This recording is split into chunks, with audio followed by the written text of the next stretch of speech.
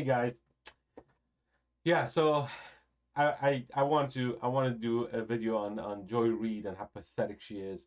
I briefly talked about it in the previous video, but I had to do this because this is what liberal media looks like in reality. This is how they are. The true colors come out because all they care about is race. So let's listen to this real quick. Let's see what they have to say.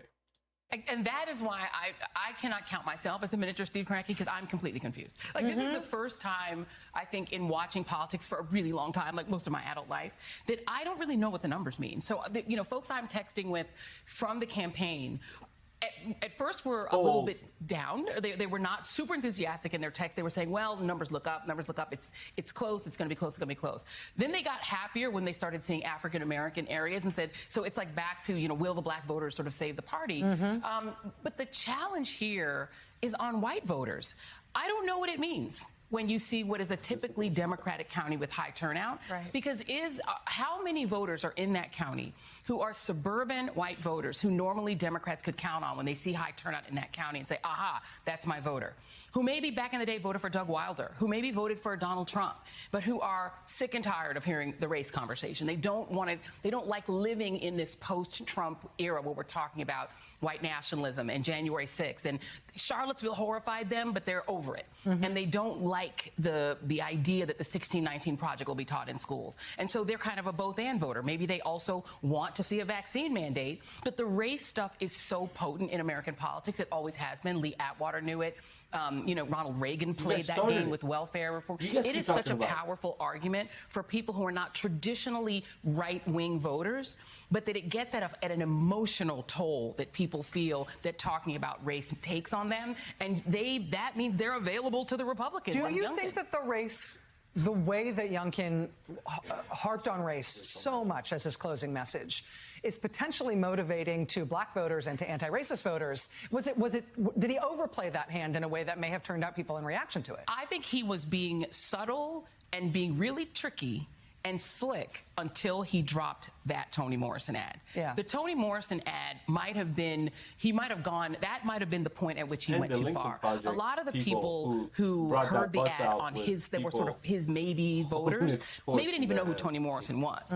But I promise you, black people know who Toni Morrison was. We grew up on her. Anybody who's my age or even a little bit younger, we read her in high school. She's the reason I wanted to be a writer. This is somebody who is beloved among black people, and particularly people who say education is important. That's why that question, I don't know what it means. If you're saying education is the most important issue, you might be a black voter who says, I'm defending great literature and defending Toni Morrison. And I don't like the idea that Youngkin wants to be a governor that would purge those books. What's next? The biography of Dr. King? Is W.E.B. Du Bois next? I mean, Dr. King said America might go to hell. Are we going to erase any of his, his more sort of robust commentary on America? Is that not going to be allowed to be taught? Trust and believe he took that so far that he probably animated some African-American voters too. So there you go. Basically, what she said, they shot themselves in the foot because they kept talking about January 6th. They kept talking about race. They kept calling everybody racist, just like how Clinton kept calling everybody deplorable and redeemable, some crap like that. And good, keep talking about it. You're the one that causing this issue. We keep saying everyone's equal. I don't have a problem with anybody. Unless you have a problem with me, then we could talk about it. If we can't solve the problem, then we could go our separate ways. Simple as that. That's how it's supposed to be. But these people, they want to keep making it about race, and now it's biting them in the ass. Which I'm glad it is. I am glad this is happening to them. Because they started this whole thing. They're the one that says America is racist. America is a bad country. America is this and America is that. Well, newsflash. A lot of people who are united, a lot of people who are friends, who live next to each other are not that way. You will have incidents. You will have dumb people. People are stupid. You will have dumb people do dumb things.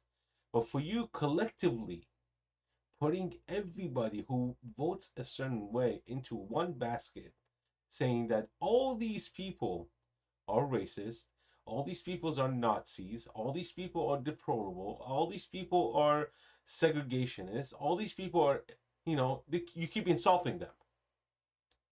Well, guess what? Your voters, the party that you support, those voters might fall into that ideology. A Democrat can have the same ideology as a Republican. And when you keep talking about the Republicans, and Republicans are this, and Republicans are that, and conservatives are this, and conservatives are that, you have a Democrat and you have a liberal who might have some connection or some agreement with the other side. Now you're offending them. So keep at it. Keep doing it. This is the best way you could flip any state.